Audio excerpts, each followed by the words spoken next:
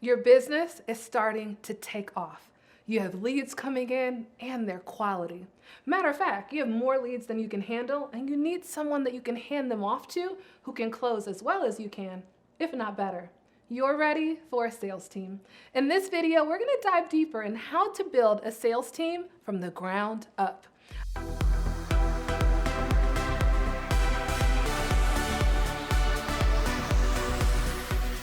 I'm LizJSimpson, founder of the Big Money Movement, accompanied by Cheryl Perks and Heather Petherick, our esteemed coaches at the Big Money Movement, and we work with so many women entrepreneurs around the globe to help them land corporate clients and then grow their businesses from there. So we help so many women build sales teams, but it starts first with them being sales star number one.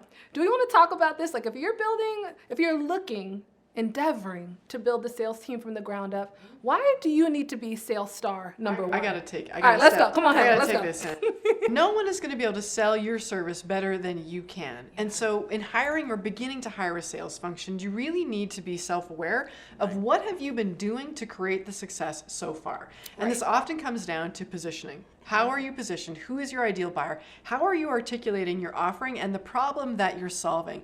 All of this needs to be documented if you have any hope of handing it off to someone else who's going to perform as well, maybe better than you are. So start with a blueprint that you've already created. But oftentimes, as a business owner, we've been shooting from the hip, doing this organically or intuitively without really documenting what's built our success. And that's often the first challenge in building a sales team, is documenting what you've already been doing and that what is working. I would have to add too, is just understanding that a lot of this is the intangible, right? We're talking about the brand. Yeah. We're talking about how people look at you when you're not around, what they say about you when you're not in the room. So there are a lot of intangibles there. Yeah. And then understanding what you really enjoy and what lights you up, right? So one of our members, I know specifically, she decided she didn't want to be the long-term go-to person. She likes projects. She likes to get in, do a great job, and move on. So things of that nature are really important when you're actually taking an inventory around your own personal brand. Yeah, such a great point, Cheryl. Yeah, if you're looking at documenting what's worked for you in sales thus far, I want to underscore how critical that is as a cautionary tale, because I've spoken to a lot of founders who didn't. And then they bring in a salesperson, and there's this assumption or belief that sales stars are born, they don't need to be fed or nurtured. I'm what to do. I'm going to pluck you from the garden, and you're just going to bring prosperity. Yes, magically bring the clients. Right? And it's like you have not given this person any blueprint or foundations to help them succeed, right? And so I love that you're saying before you bring them in, take inventory of what's got you here, and then how do you reverse engineer that? Build a process. I call it a sales playbook, right? Yes. So when people interact with us this way, this is the type of conversation we have.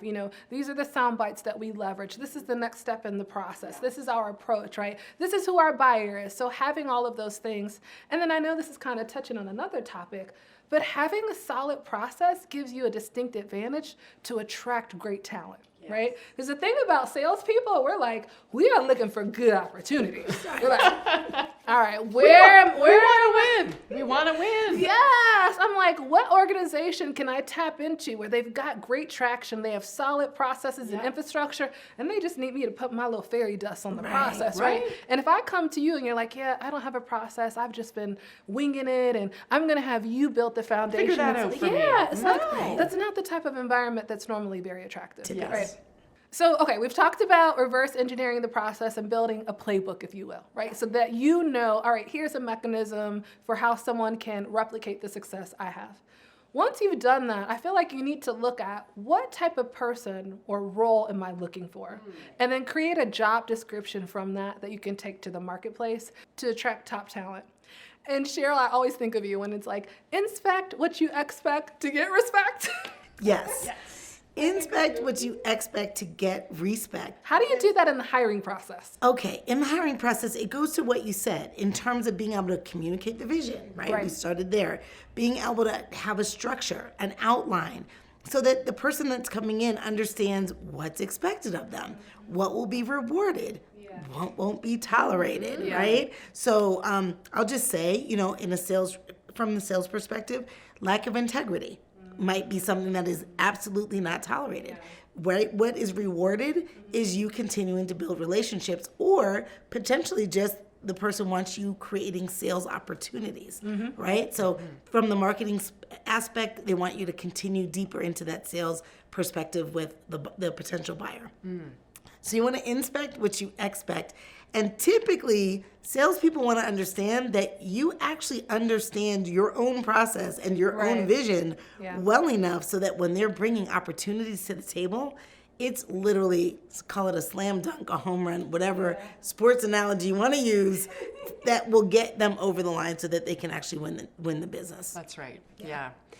I think about having the process articulated. Sometimes that playbook that you mentioned, Liz, it doesn't have to be overcomplicated, especially when you're just starting out. Something as simple as a business owner sitting down and really recording what is the flow of the conversation that I follow with the deals that I've won. What happens before they come to the conversation? What do I say during the conversation? And doing something as simple as recording all of the objections that you typically hear in a conversation with a prospect that have to be overcome before you can get to a partnership. That can be the simplest part, or the beginning of a great sales playbook, is just recording what you're saying when, what are those classic objections, how you're overcoming them, and that can be the starter of a playbook. Agreed. When you say that, it also makes me think of, as the business leader or entrepreneur, I need to be honest about my time and how I'm going to contribute to this role. Here's what I mean by that.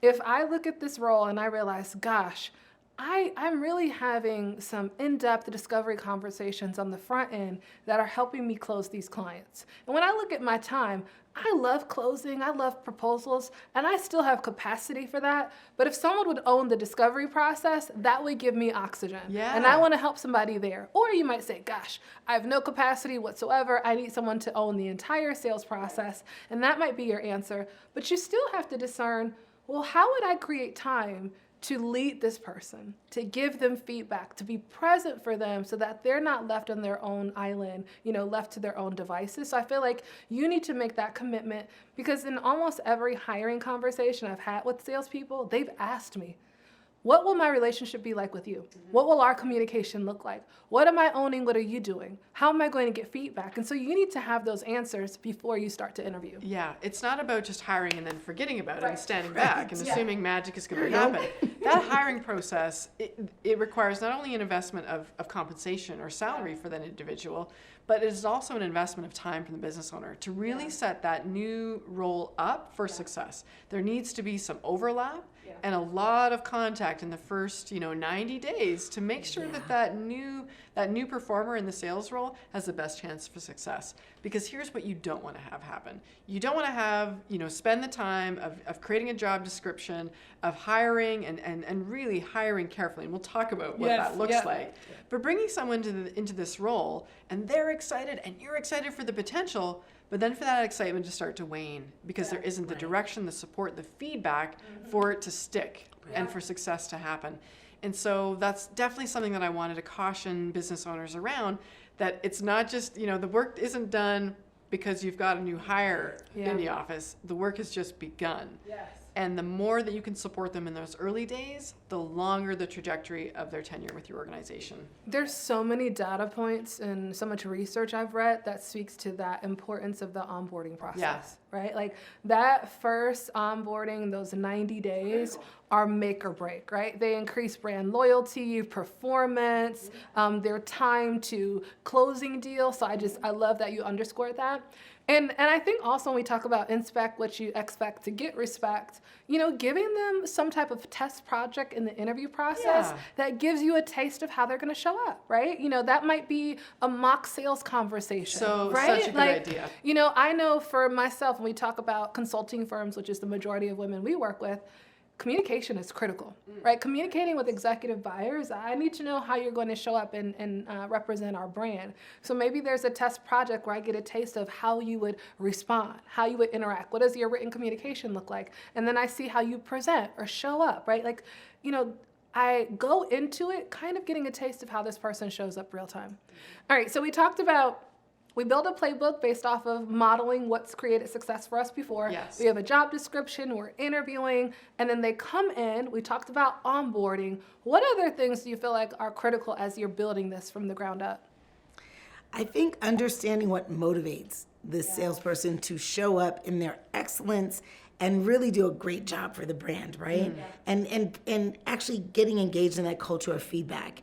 And in potentially, when the time is right, expanding the look, right? Or the vision, or saying, what else can we do to actually bring success to the clients that we're talking to?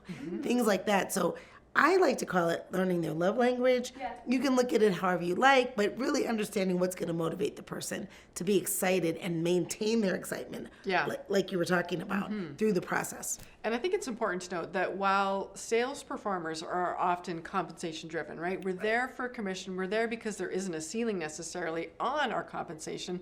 There are other important motivators as well.